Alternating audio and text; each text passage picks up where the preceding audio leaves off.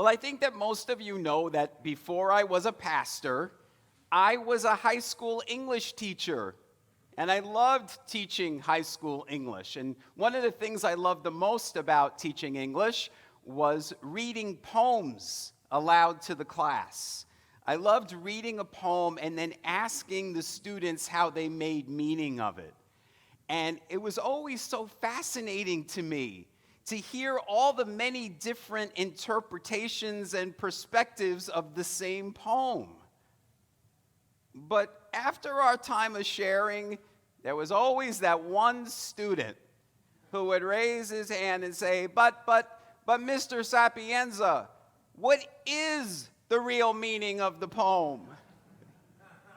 He wanted an answer. He wanted the answer, the definitive answer. But that's not how it works, is it? You know, I've shared with you before that the Latin word for education, educare, it means to bring forth that which is within you. That's what education is, to bring forth that which is within you. And that should be true, my friends, of our spiritual education as well. I loved when I first came to this church that the church's mission statement, which is printed in our bulletin every Sunday, it says, "We, the people of Douglas UCC, are a church that's more about the questions than the answers." I love that. And I love that our United Church of Christ symbol is the comma, not the period. But you know, a lot of people, when they come to a church, they're looking for the period, for the definitive answer. They come to church looking for the answer. They want the pastor to give it to them. Now, there are a lot of churches in West Michigan you can go to and get definitive answers. Okay? But I told you many times before, I don't have your answers. I don't. Because your answers are within you. That's why I am always stressing the importance of contemplation, of meditation, of prayer, of going within. Now, some of you came with me a few years ago. We went just down the road to Fenville to an ashram that's there, which is called Mother's Trust. It's an interfaith ashram. And if you go inside, you'll see up on the ceiling the symbol of all of the world's major faith traditions. And as our group was learning about all the different faiths, one thing became clear, that all of the teachers of the world's major faith traditions, including Jesus, often answered their students' questions with questions. They didn't give them the answer. We learned that Buddhist teachers, for example, taught in koans, K-O-A-N-S, which are like riddles. So they would say things to their students like, "What is the color of the wind?" Or, "What is the sound of one hand clapping?" There aren't definitive answers to this, but that's the point. Now, Jesus, of course, was a great spiritual teacher. His students called him rabbi, which means teacher. Jesus didn't teach in koans, but he taught in parables. That was his teaching method. Parables were made-up stories. They weren't real. So there really wasn't a good Samaritan or a prodigal son. These aren't literal stories. They're made up by Jesus to illustrate a point to his students. Now, one of the leading progressive Christian theologians today, his name is John Dominic Crossan, and he has written a really wonderful book called The Power of the Parable. And if you want to know more about Jesus' parables, how he came up with them and why he gave them, I really recommend this book. But in it, John Dominic Crossan says the purpose of the parable is to discuss and debate, to ponder and to question, and to, above all else, he said, to practice the gift of the human spirit known as thinking. What a concept. Okay. Jesus wanted his students, wanted us to think for ourselves, not to give us the answer, but so we could think, to go to a place of higher consciousness, a higher perspective. When we read Scripture from a literal surface level, we don't really get a depth of spiritual understanding. And so Jesus used parables. Now, today we hear one of those parables. It's called the parable of the sower. It appears in 3 of the 4 Gospels in the Bible, and it also appears in the Gospel of Thomas, which I've told you about before. It's one of the Gospels that wasn't included in the Bible.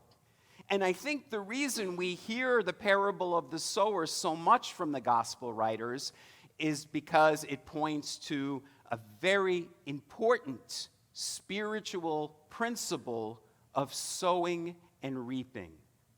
Very, very important principle.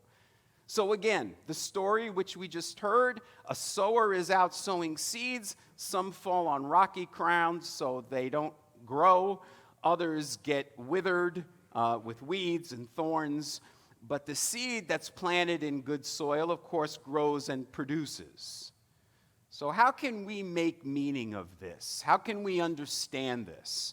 Well, Jesus spoke often of seeds. If you were with us a few months ago, we were hearing about the mustard seed, remember? And how Jesus said it's the smallest of the seeds, but it grows into the greatest of bushes. He was trying to get across there's so much potential inside that little seed. So seeds demonstrate potential. The seed of God is within each and every one of you. You didn't have to do anything to earn it. You already have God's DNA within you.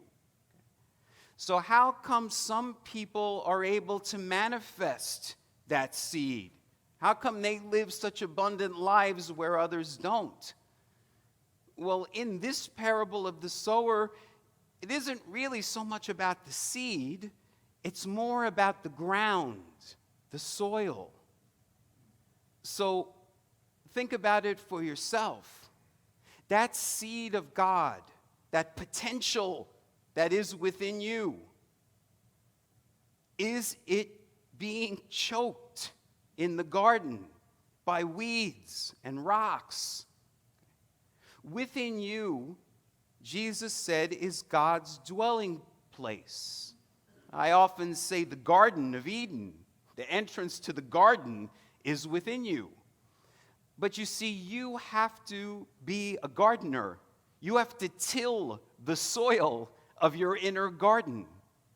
If your mind is filled with rocks of negative thinking, how is the seed going to grow?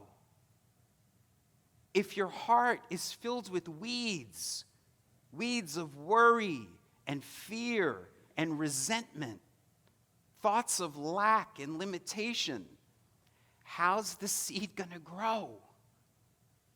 The purpose of our spiritual practice, my friends, the reason why almost every Sunday I'm talking to you about the importance of prayer and contemplation and going within is because that's what we're doing in prayer and meditation. We're tilling the soil.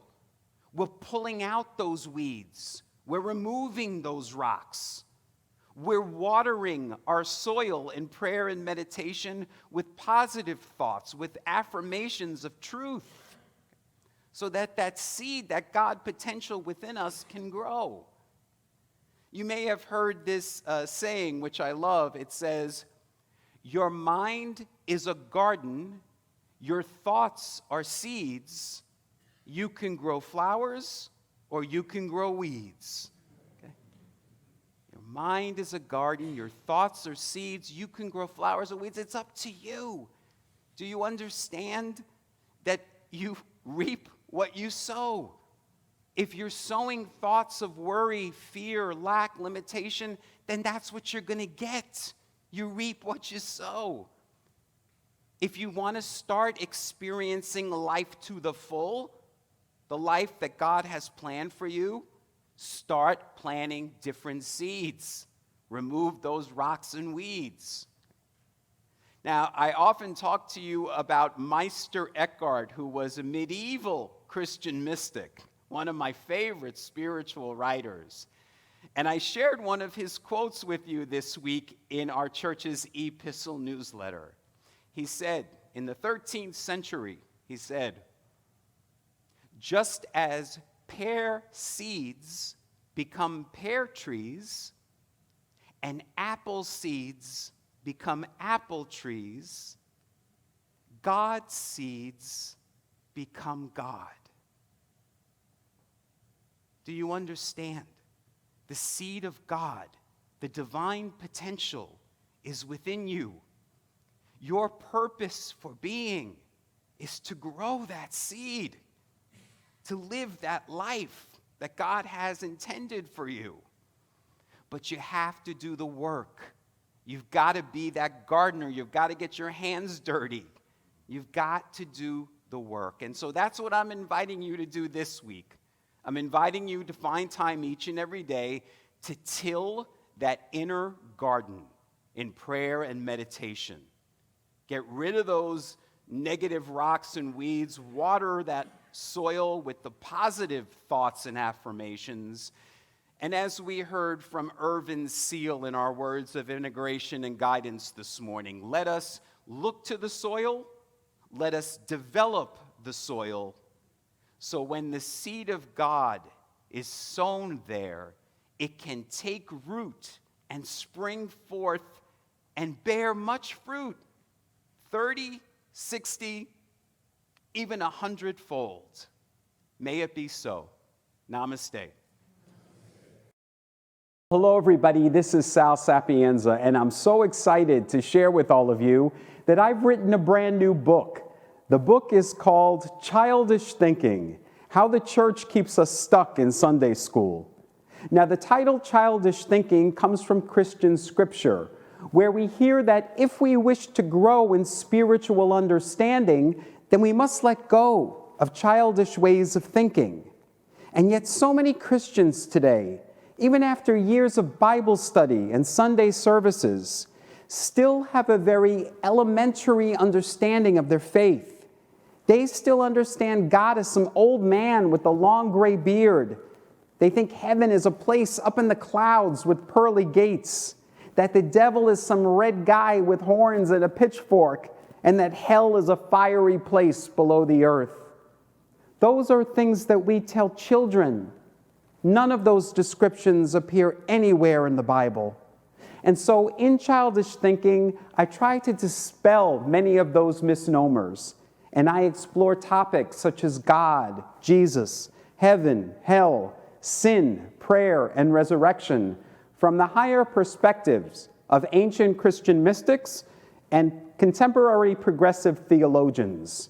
After each chapter, there are prayers for quiet contemplation and questions for personal reflection and journal writing.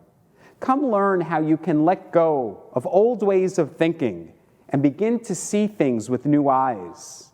Come and learn how you can finally graduate from Sunday school. The book is available now on Amazon, and you can read the entire introduction at childishthinking.faith.